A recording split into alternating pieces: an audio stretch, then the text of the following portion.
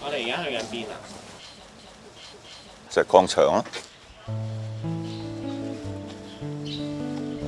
各位工友，我叫關兆成，而家66歲。以前咧就喺個石礦場做呢個碎石嘅工作嘅。講起石礦場，大家或者只會諗起鯉魚門石礦場對出嗰片芒草，每逢假日就會有好多人去打卡，順便睇埋日落。依家全港淨係得返屯門藍地嘅石礦場仲運作緊，但返去20世紀初，全港最高峰嘅時候係有成過百個石礦場生產並出口成千上萬噸嘅石磚。今集嘅主角成哥就係喺石礦場做咗超過40年。當時咧，我係原本做開紗廠嘅，咁後尾咧又轉咗去做學電器。咁後尾我個姐夫咧就問我識唔識用手錘鏟啊嗰啲工序，咁我話識，咁佢就介紹咗我入去石礦場度做。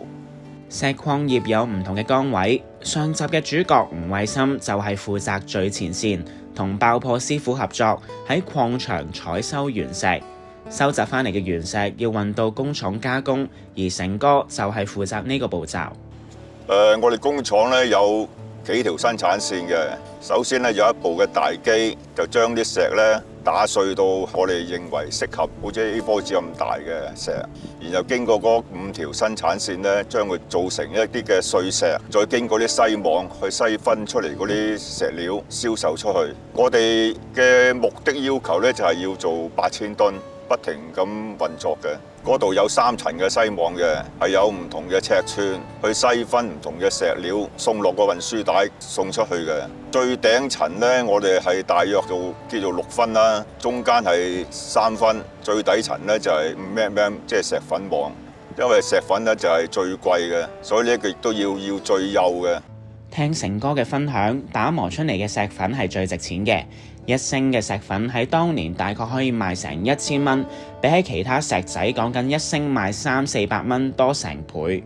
不過長期接觸打磨嘅石粉，最終就令到成哥不幸患上肺塵病。嗰陣時咧，工廠都要求我哋係灑水嘅，但係因為灑水過程中咧，會係令到啲石料係濕啊，就會黐住嗰啲嘅篩網啊，出唔到嗰個咁幼嘅石粉出去。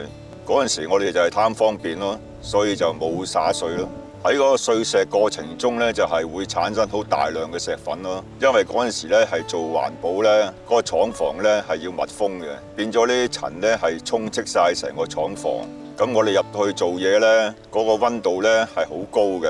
咁個口罩濕咗咧，有時會難免咧就係要除出嚟透氣啊，或者換個第2個口罩咁咯。可能喺呢個期間咧係吸入咗個粉塵咯。我之前咧就係喺安德臣石礦場度做嘅。咁2017年嘅時候咧，因為石礦場咧要交翻俾政府，咁我咧就去咗公司旗下嘅磚廠度工作。公司咧就安排我再去一個化驗所度驗身，咁咧從而發現咗我係確診肺塵病。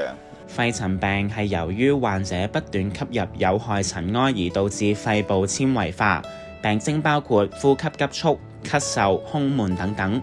成哥話：而家行樓梯嘅時候好容易氣喘，但好彩病情唔算嚴重。5年前佢正式退休，而家得閒就會去肺積塵互助會做運動，希望可以穩定病情。退咗休之後咧，每日行下公園啊，睇下報紙啊，跑下馬咁咯。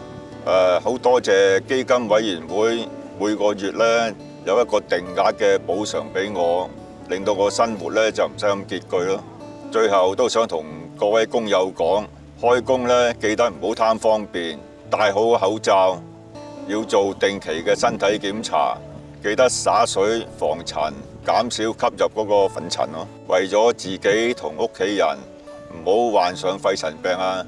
而家肺塵埃沉着病補償基金委員會為建造業工友提供免費嘅胸肺檢查服務，仲有資助中小企購買減塵工具，例如有集塵裝置嘅割磨機同其他工具。想知多啲就記得上基金委員會嘅網頁或者致電查詢啦。